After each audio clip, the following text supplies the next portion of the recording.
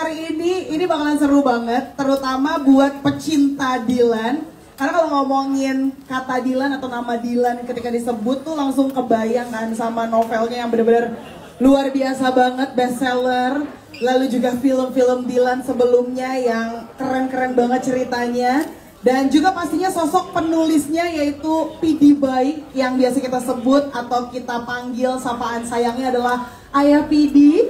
Ini kan luar biasa juga ya sosok beliau, benar-benar memberikan cerita yang hangat sekali untuk kita semuanya. Tapi hari ini ada yang spesial banget karena ternyata akan ada 2 novel dari Dilan, yaitu Dilan ITB 1997 dan juga Dilan Amsterdam. Seperti apa kira-kira cerita di dalamnya, kita akan bedah langsung.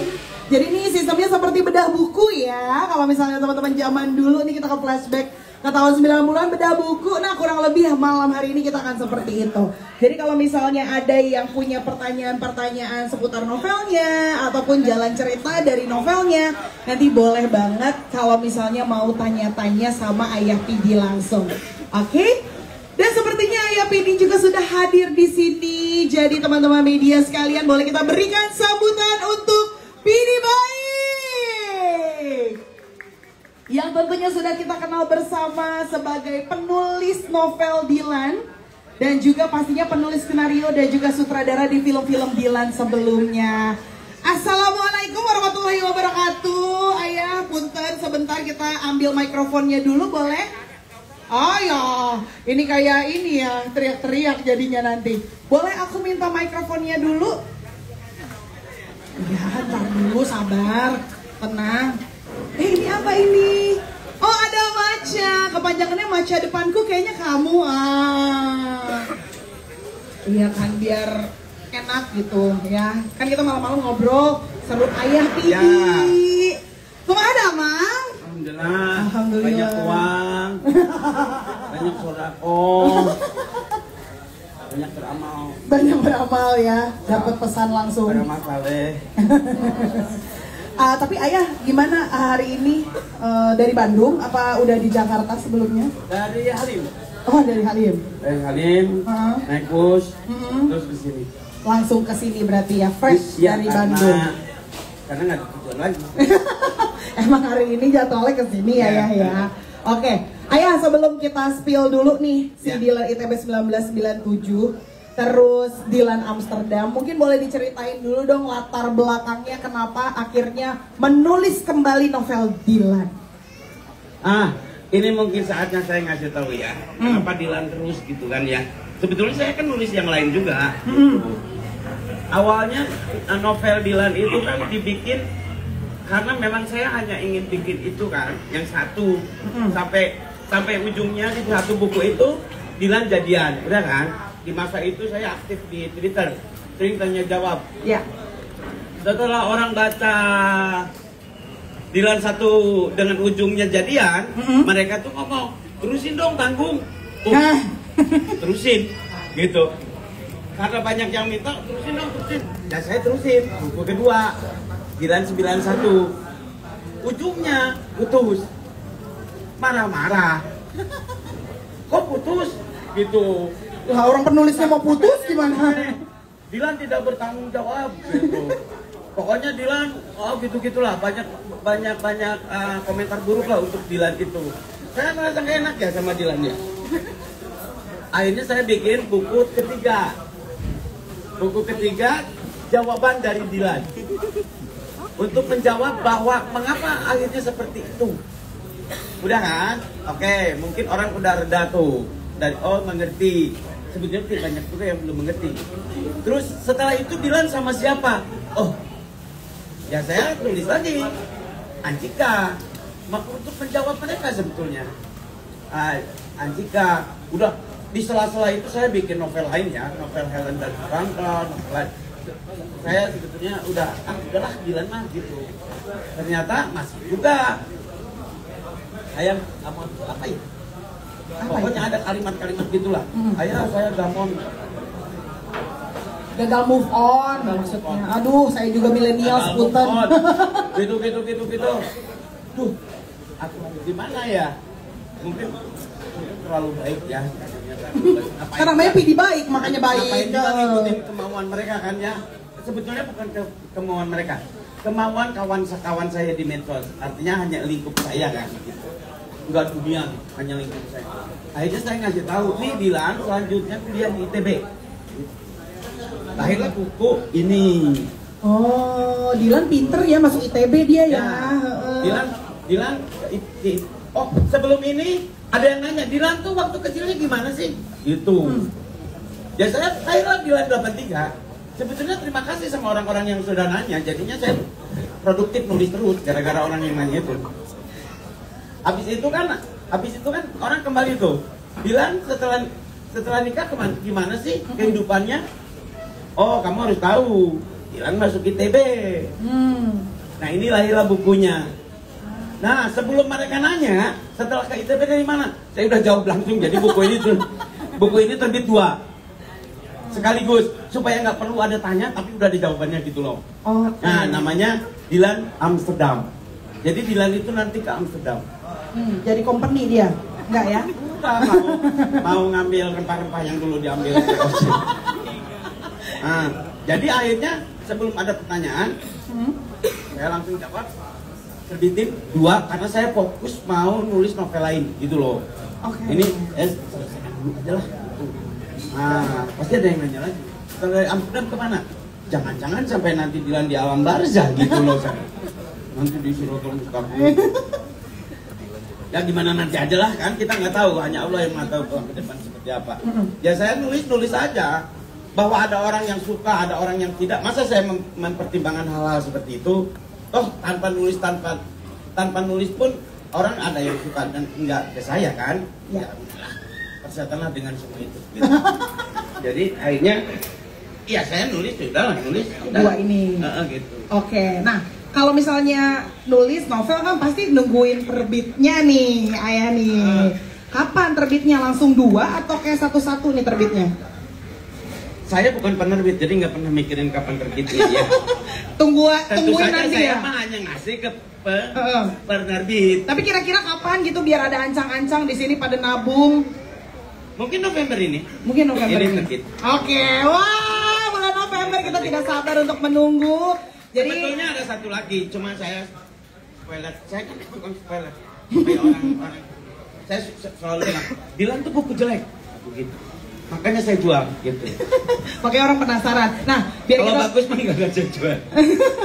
Tapi Ayah, nih belum selesai. Oh, belum selesai, mohon maaf. Di Amsterdam ini Dilan di Rusia. Oh, di Rusia. Dilan di Rusia. Sebetulnya sebelum ini karena Dilan itu kan pernah ke Kuba. Ya. Pernah ke Kuba. Ada sebuah perjalanan Dilan di mana masa itu banyak sekali anak muda yang penuh gejolak. Ya kan, tentang agama, tentang paham ideologi. Wah, itu terjadi di buku ini. Oke. Di buku ini terjadi. Dilan di Kuba, kalian pasti tahu paham apa yang kemudian ia sukai, ya kan? Bagaimana ia bersikap terhadap agama. Akhirnya ke situ. Oke. Perjalanan kehidupan yang sebetulnya sama dengan orang lain ceritanya. Bahkan orang lain tuh ceritanya lebih hebat dari Dilan. Cuma saya menuliskannya, mereka enggak gitu aja.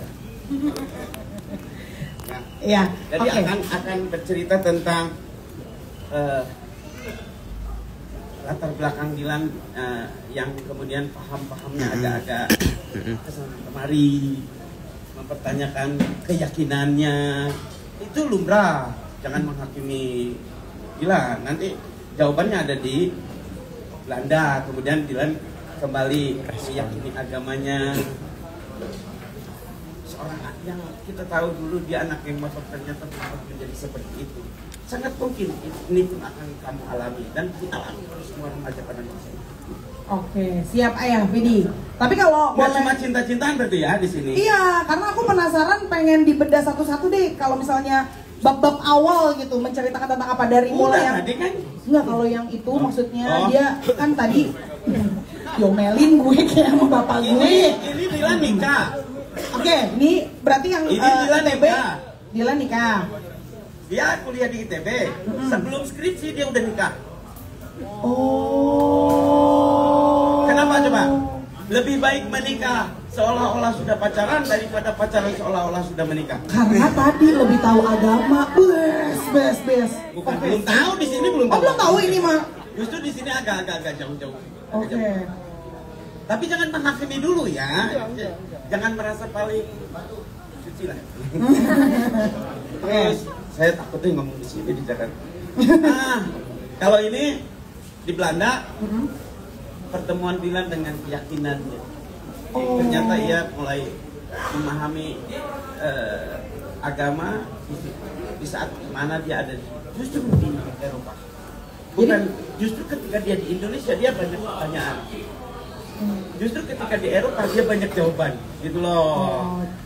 Jadi kalau yang di situ nggak terlalu banyak soal percintaan pasangan gitu, udah nggak ada lagi. Cinta-cintaan, cuman latar belakangnya seperti itu.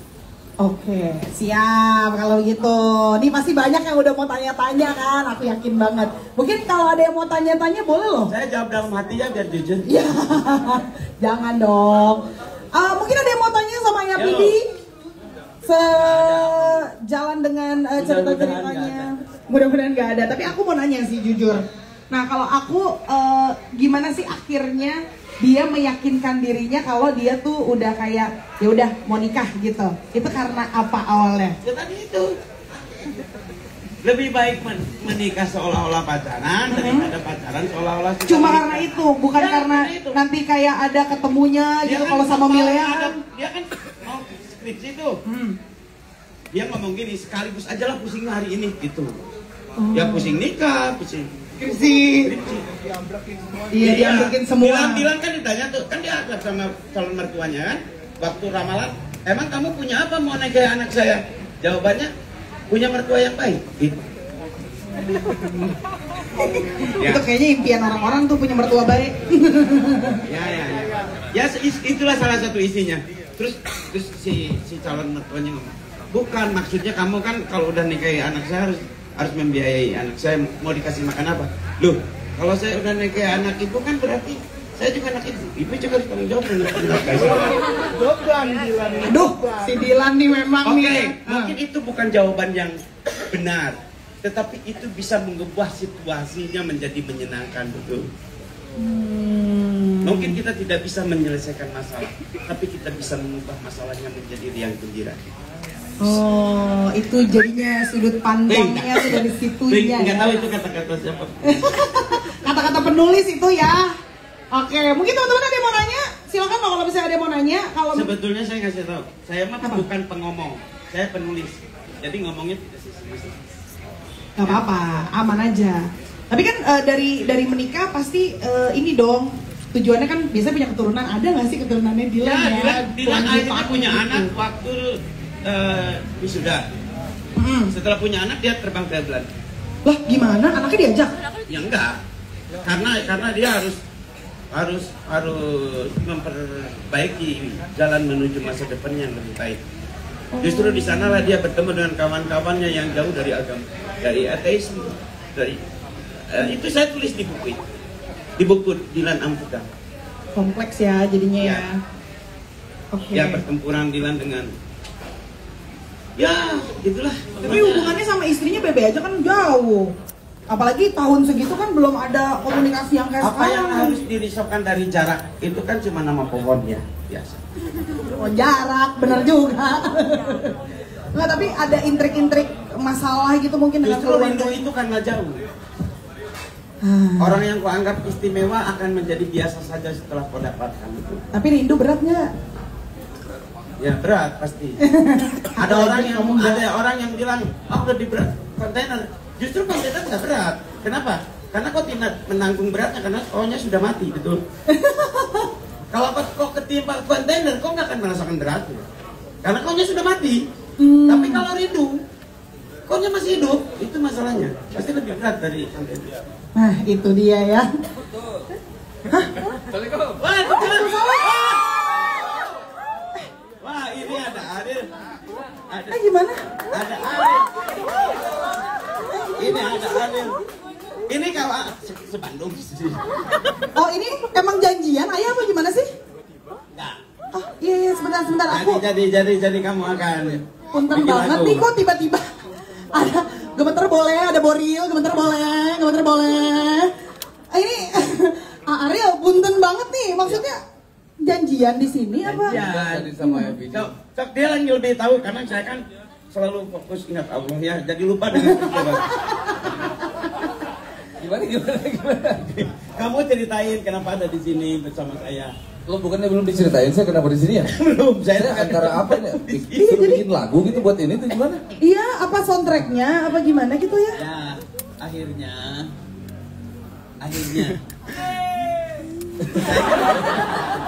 nggak akhirnya sih awalnya. Bener-bener akhirnya. Awal akhirnya. Setelah saya milih A, si B, si C, si D, si E, si F. Siapa ya yang harus meranin Dilan?